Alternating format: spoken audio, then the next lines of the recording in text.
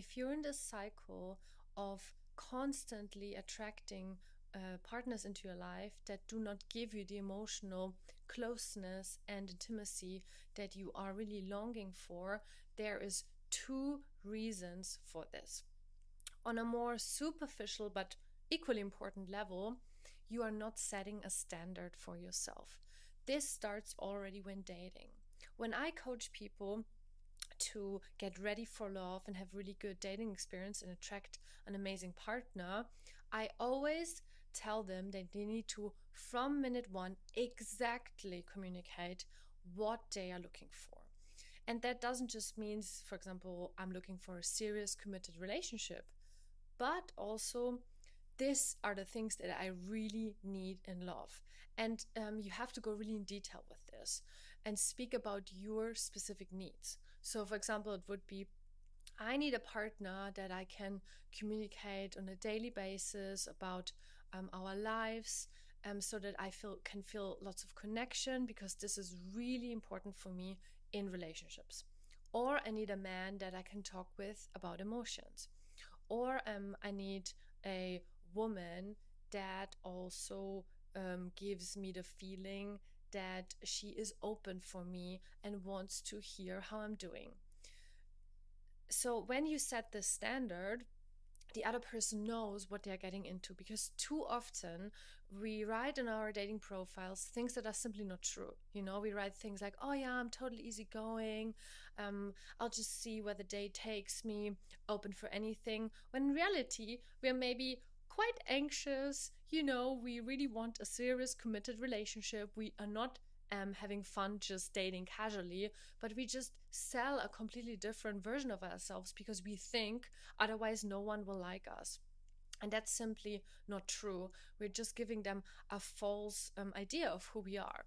And it doesn't mean, of course, that you have to present yourself as this needy person who cannot survive with someone else, but just being very truthful and honest. And if they cannot match that, right? Or if they show you, right? Someone could say, yeah, I also want an emotionally connected relationship. But then on the third date already, you feel like they're putting up this massive wall. Then you also have to give them consequences, right? Which would be like, I'm sorry, I think we're not a good match. On a deeper level, however, what you also need to do is to remove unconscious blockages you have to relationships.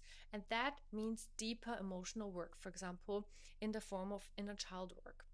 So we all have grown up in an environment, and this childhood environment shapes us, how we think about the world and what we think about ourselves. So if you have grown up in really dysfunctional relationships, it could be very well, and it's mostly always the case, that you think you're not worthy, the world is full of bad people, men or women are terrible, and this is what you're radiating out into the world. So on the one hand, you tell yourself and you tell other people, I want to date, but unconsciously you're terrified of love or relationships or intimacy, because you think the same thing that happened to you in childhood is going to happen again, and that anyways everybody that you will meet is horrible. So you're actually blocking connections to happen. But you can work on this, as I said, if you do deeper emotional work, for example, in my coaching programs, and you can gain trust again, heal those old wounds, and then open yourself up to a relationship. And of course, you're also attracting more healthy people into your life because you're not radiating from this wounded place. So that's what you can do if you're always attracting emotionally unavailable people. As I said, set standards for yourself and also put hard boundaries around them, and remove your unconscious blockages so that you can attract beautiful people into your life and also be ready and open for love. If you want to learn more about this, I have a free webinar on my meetup group, the Conscious Relationship School, where I go into depth into that. And of course, you can always reach out for coaching with me or download my free ebook, The Secret Guide to Satisfying Relationships. All the links below. Have a wonderful week, and I see you soon.